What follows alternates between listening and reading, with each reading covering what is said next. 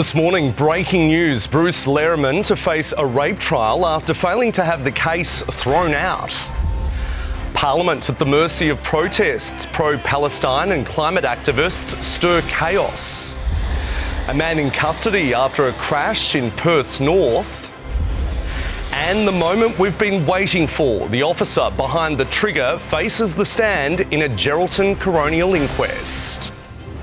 This is 7 Morning News, live from Perth with Tinney.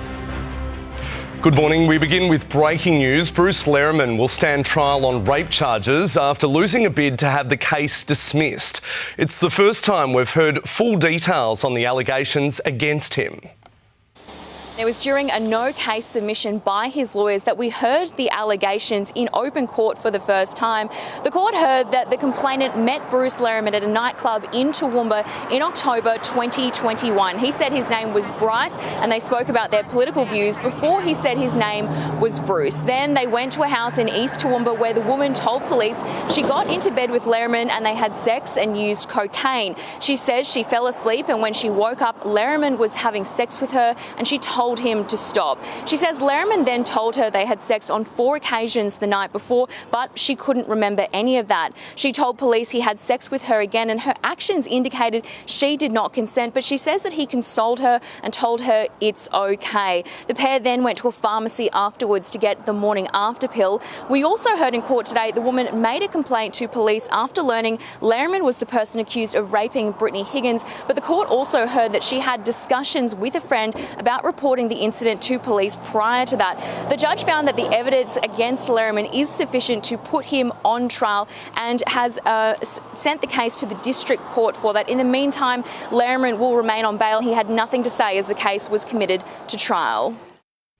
2 separate protests are causing chaos at federal parliament this morning. Climate protesters have glued themselves to the building and pro-Palestine activists are on top of it.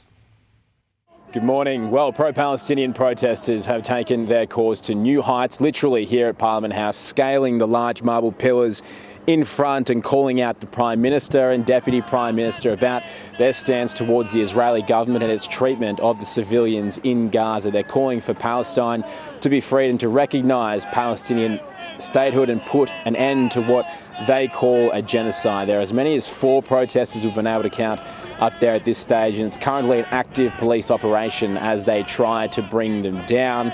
It's an incredibly charged issue right here in Canberra at the moment, with Labor Senator Fatima Payman last week crossing the floor in recognition of Palestinian statehood in support of the Greens motions. She's tipped to potentially leave the party as early as today or this week after the fracture caused by this issue. Have a listen to what some of these protesters have had to say this morning.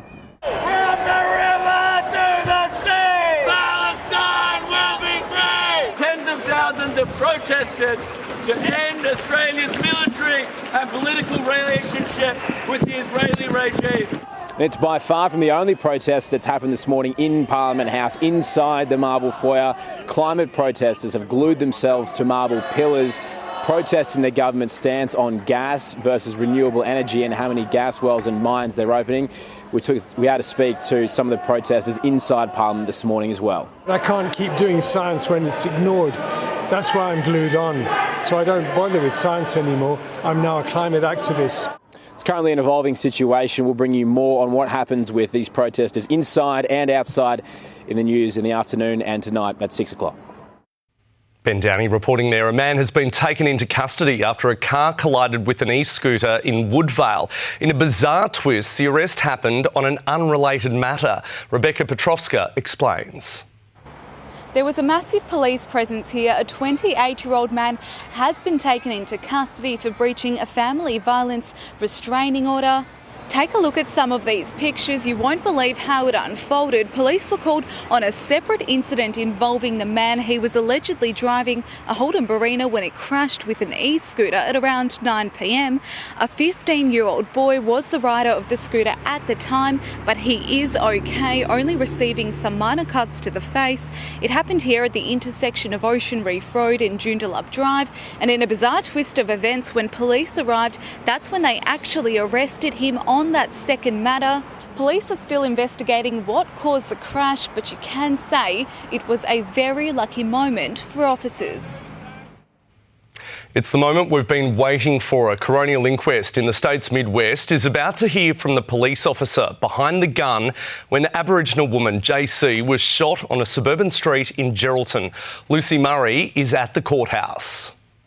Good morning. Today we are expecting to hear from the policeman who pulled the trigger. Constable Brett Winden shot JC on a suburban street here in Geraldton. She was armed with a knife and a pair of scissors. The constable is expected to appear at the Geraldton courthouse today for the coronial inquest to answer questions about the 2019 incident. He was acquitted of murder by the Supreme Court, but it was revealed yesterday an internal affairs investigation found he had breached police policy. The Indigenous community here in Geraldton have vowed to be JC's voice throughout this coronial inquest. Protesters marched through the streets yesterday. What do we want? Justice! When do we want it? Now! Today is likely to be another emotional day for JC's family as they hear evidence about the crucial few seconds before she was shot. Joe Biden is vowing to stay in the race for re-election, defying growing calls for him to withdraw from within his own party. Last week's disastrous debate performance continues to stir panic among Democrats as Donald Trump surges ahead in the polls. The White House has been forced to deny rumours that Joe Biden is considering dropping out of the race, calling the reports absolutely false. His team has been working to calm fears about his mental and physical fitness to run for re-election after his disastrous debate performance. Is President Biden considering stepping down? Absolutely not. The president is clear-eyed and he is staying in the race. Today, US President Joe Biden rallied campaign staff, jumping on a call to tell them, quote, "I am running and nobody is pushing me out." His VP backing him. Joe Biden is our nominee. We beat Trump once and we're going to beat him again, period. Regardless, pressure is mounting on Joe Biden. There are calls from inside and outside the party for him to quit. 2 Democrats have publicly called for him to step aside.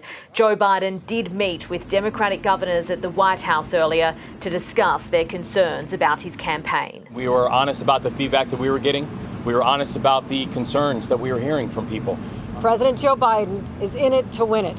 And all of us said we pledged our support to him because the stakes could not be higher. A new poll conducted after the debate is adding fuel to the fire, finding President Biden trails Donald Trump 41 to 49 among registered voters and 43 to 49 among likely voters. The next few days will be crucial for Joe Biden to win over Americans. He has a number of public appearances and then another test, his first sit-down television interview since the debate. There's another push this morning for a sugar tax on soft drinks. A new report to the federal government is proposing a 20% soft drink tax, including cordial, flavoured mineral water and energy drinks. It's designed to fight Australia's diabetes epidemic and would also see tougher restrictions on junk food ads targeting kids. But the opposition claims it would hurt families already struggling through an affordability crisis. $2 billion will be invested over the next decade to bolster Australia's cyber security in a deal with Amazon that will create 2,000 jobs for the country. The government will partner with Amazon Web Services to create a top-secret cloud which will hold our most sensitive information. The move will also support a deeper collaboration with the United States.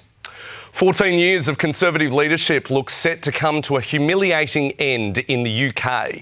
Britain's polls are just hours away from opening, and years of Tory scandals are tipped to hand Labor a landslide win.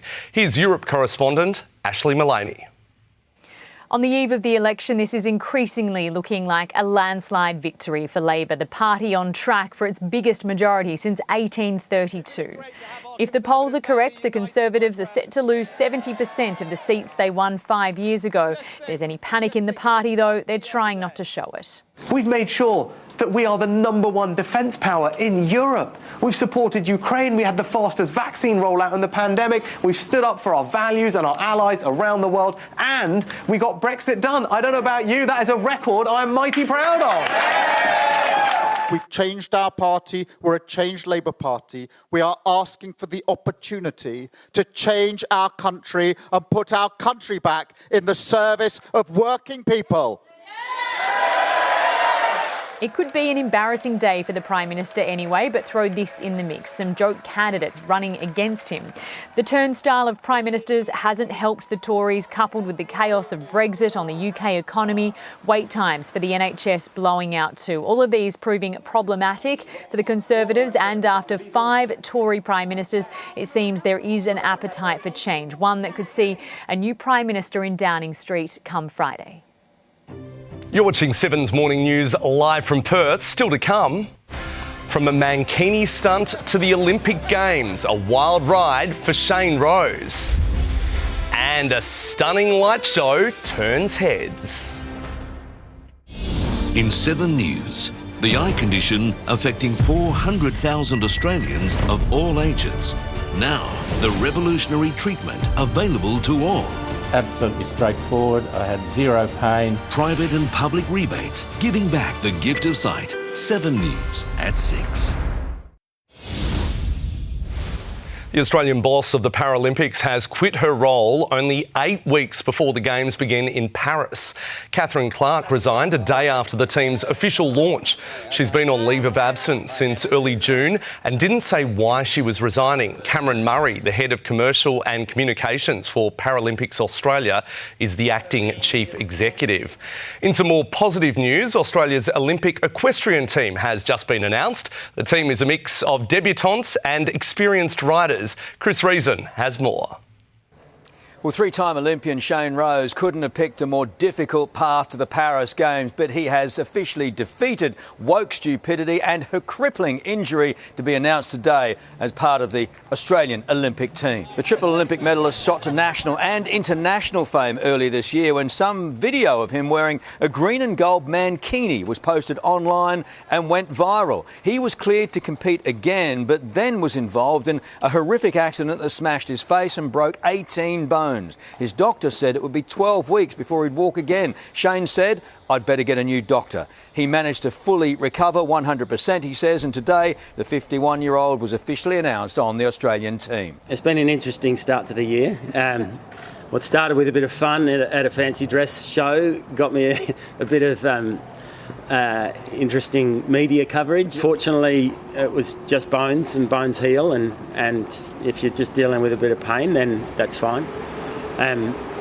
I've been fortunate, I didn't remember the accident, so getting back on the horse was not such a problem. Now just 9 riders have been chosen for the Australian team. Edwina Tops-Alexander will make history as Australia's first 5-time Olympian show jumper. The team also features 4 debutantes. There are now just 22 days until the opening ceremony in Paris. On Monday we'll hear the final team announcement of the final team selection, and that is the track and field athletes. Back to you. Thanks, Chris. Jamaica is currently in the firing line of Hurricane Beryl as the Category 4 system roars across the Caribbean. Right now, the eye of the storm is barrelling along the country's southern coast. It's delivering life-threatening storm conditions, including wind gusts of more than 230 kilometres an hour and brutal coastal swells. The storm has already devastated places like Grenada, where 98% of all buildings were damaged or destroyed. A Russian drone and missile strike in central Ukraine has claimed the lives of at least 5 people and injured dozens more. Officials in the city of Dnipro say schools, shops and hospitals were damaged in what they describe as a vicious attack. Smoke and fire were seen bursting from buildings after the deadly blast. Volodymyr Zelensky condemned Russia over the attack and called again for more air defence systems from the West. Italy's Mount Etna is putting on a spectacular show. One of the volcano's 5 main craters has broken a 4-year silence, roaring to life with bursts of red and a cascade of flowing lava. Etna is one of the world's most explosive volcanoes and Europe's most active. Stay with us on 7. Sport is coming up after the break, including Dustin Martin's future at Richmond looking uncertain. And Thanasi Kokkinakis pulls off a monumental 5-set fight back to advance at Wimbledon. Dustin Martin will likely miss a trip west to face Fremantle this weekend. The Richmond superstar will test his sore back this morning before a call is made. Coach Adam Uze is unsure if the 33-year-old will be a Tiger next year. There's speculation Martin plans to reunite with former coach Damien Hardwick on the Gold Coast. Well, early in the year, I kind of did try to push it and say, let's look at the end of July or the start of August or whatever it is, and just so that we can make those decisions, and it's obviously getting close to that now, but we haven't got a timeline on it. At the Demons, Jake Melksham is pushing to return after 12 months out with a knee injury. After 2 days of rain delays, Thanasi Kokkinakis pulled off the biggest comeback of his career to reach the second round of Wimbledon. Kokkinakis stormed back from 2-0 down to win a 5-set marathon against 17th seed Felix Auger-Aliassime, saving 4 match points along the way. First 2 sets didn't go as planned, but I stayed the course. I've come back from 2-0 before. I know he was probably thinking he should have put it away, and maybe so, but, you know, keep hanging in there, keep putting that extra ball back. I give myself another chance.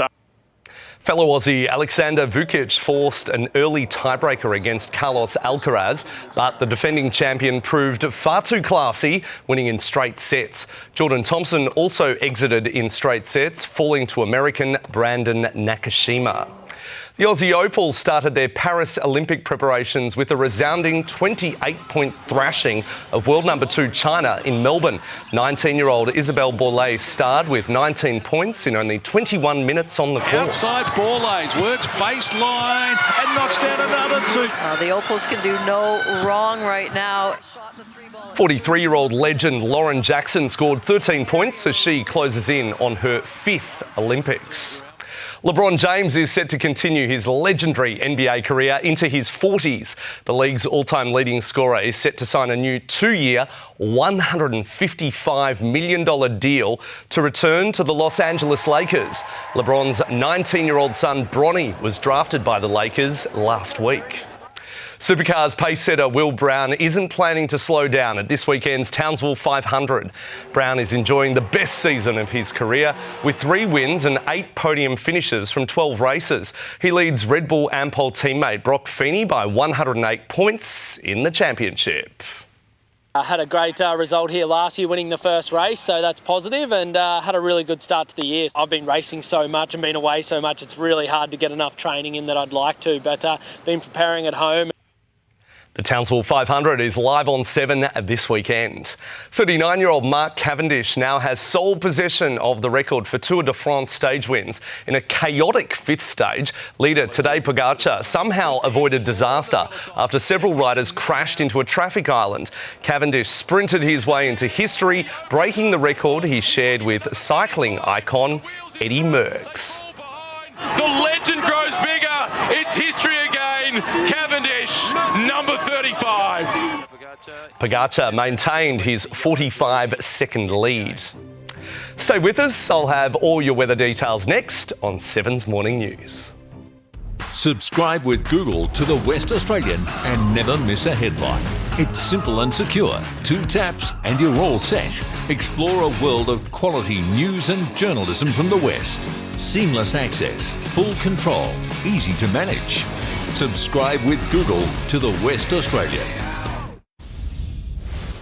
Melbourne's night sky was briefly illuminated by a bright flash of light overnight. A lucky few were able to catch a glimpse of a meteor streaking by about 9 o'clock local time. What? I saw a wishing star. Literally just a ball of fire. It was described as a flash of green with a blue and orange tail. The astronomical showstopper, likely a broken off piece of asteroid burning through the Earth's atmosphere. To the weather, today is looking beautiful. Slightly cloudy, but a top of 19 degrees. It's currently 16.6 in the city. Let's take a look at our suburbs. 19 degrees along the coast from Scarborough to Fremantle. The same top for Ellenbrook and Gosnells. 18 degrees for Kalamunda. It did get quite cool, down to 5 degrees in Northam. And for the rest of the week, another fine day on the forecast for tomorrow. A maximum of 18 degrees. As we hit the weekend, we're likely to see some showers, looking light on Saturday, but we could see some decent falls on Sunday, up to 15 millimetres. Those showers should continue into next week. At 7's Morning News for this Thursday. Thanks for your company. Stay with us. We'll have the latest updates right across the afternoon. Join Samantha Jolly at 4 o'clock and Rick at Sue for 7 News tonight at 6. I'm Matt Tinney. Enjoy the rest of your day.